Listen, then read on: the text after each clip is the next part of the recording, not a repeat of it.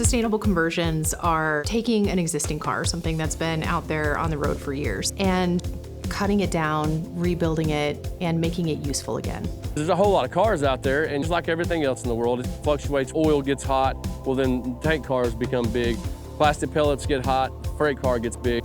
You've got cars that have maybe 20, 30, 40 or more years of life left in them, but they don't have a use in that current configuration.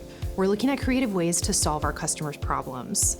So we get to actually take the cars, repair them, fix them, reline them, and rebuild them into a larger hopper to haul a different commodity.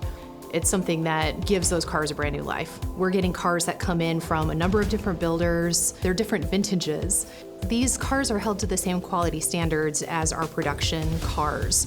Inspected our couplers, knuckles, running boards on the top, running boards on the bottom, handbrake, brake shoes, truck sets. Just do an overall interchange inspection from the field manual to make sure the car is safe to put back onto the tracks. We've got facilities literally right across the road that can manufacture and supply components that we need to apply to these cars.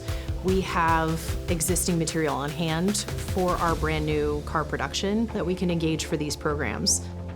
One of the things we add to the value here is we do have the knowledge and we do have the skill set of all the new cars we built. We have so much talent here. You've got the expertise of Greenbrier engineering and Greenbrier production and repair, all in the same place.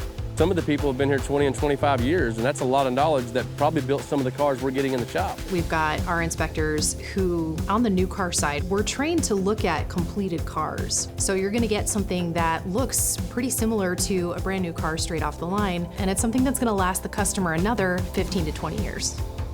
The most exciting thing for me is to be part of something that is really creative, and we're rethinking the way that we utilize these spaces and implement those solutions.